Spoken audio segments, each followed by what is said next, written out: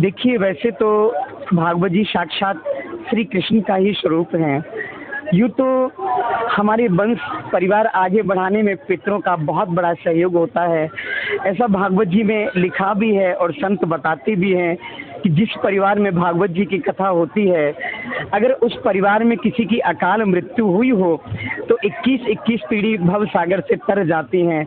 और भागवत जी तो जन कल्याण का साधन है।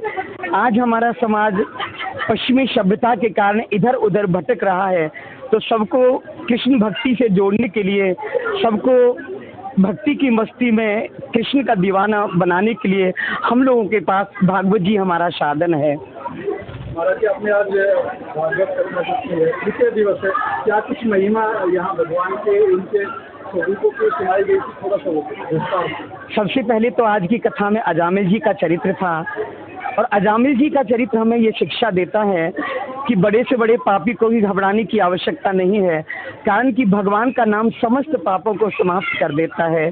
भक्ति मार्ग ही एक ऐसा मार्ग है, इस मार्ग पर चलकर थोड़ा अगर बढ़ें तो ठाकुर जी बहुत जल्दी मिल जाते हैं। और ऐसा कहते कि जैसे सूरज के बिन दिन सूना है, चांद के बिन रात सूनी है, खुशबू के बिन फूल सूना है, ऐसे ही जीवन भी भक्ति के बिना सूना है। बस इसी के साथ हमारी सहयोग टीम को बहुत बहुत शुभकामनाएं। जय श्री कृष्ण भैया। परिचय देते हुए आज श्रीमद् भागवत कथा आज करा रहे हैं गुरुग्राम के भक्तों के लिए, क्या कुछ मैसेज देना चाहते हैं इस कथा के माध्यम से, और विशेषकर पितृपक्ष में कथा आयोजित की जा रही है, क्या कुछ कहना चाहेंगे? मैं राजेश गुप्ता, निवासी सेक्टर 10 से इस भागवत कथा के माध्यम से सभी को कहना चाहता हूँ कि पितृपक्ष में भागवत कथा कराने का बहुत महत्व है, और कराने के साथ साथ सुनने का भी बहुत महत्व है। जो आदमी के पाप होते हैं वो सब नष्ट हो जाते हैं, और जो आदमी सुनता है और करवाता है उनके जो भी पितर होते हैं वो स्वर्गलोक को चले जाते हैं। इसलिए सभी लोगों को मैं ये कहना चाहूँगा कि वो अधिक से अधिक संख्या में आकर भागवत कथा में लाभ उठाएं और अपने पितरों की शांति हेतु भागवत कथा को सुने। कई लोग ऐसे कहते हैं कि मैंने जीवन में कोई पाप नहीं किया, क्या ऐसा संभव है?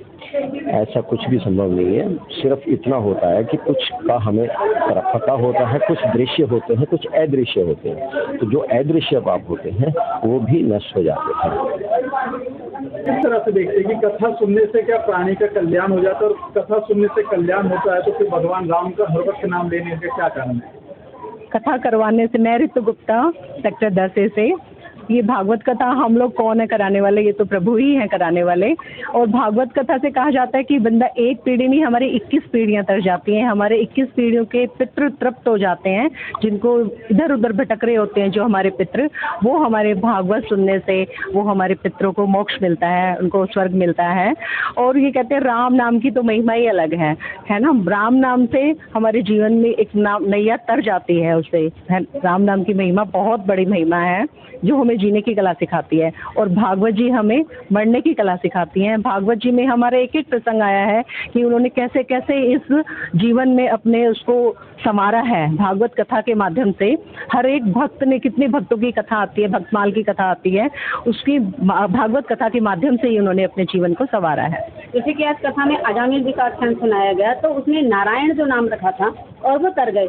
आज की जो पीढ़ी अपने बच्चों का नाम भगवान के नाम पर नहीं रखती, तो क्या संदेश? ये हमारा बहुत बड़ा दुर्भाग्य है कि हम अपने अंग्रेजों के या हम लोग बड़ी फॉरेन कंट्रीज़ के नाम पे हम लोग नाम रखते हैं, लेकिन हमें सोचना चाहिए कि उस नाम रखने से हमें भगवान का नाम लेते हैं, हम बार बार उसका नाम का उच्चारण करेंगे और हमारा भगवत नाम में हमारा एक नाम हम सहयोग होगा हमारा।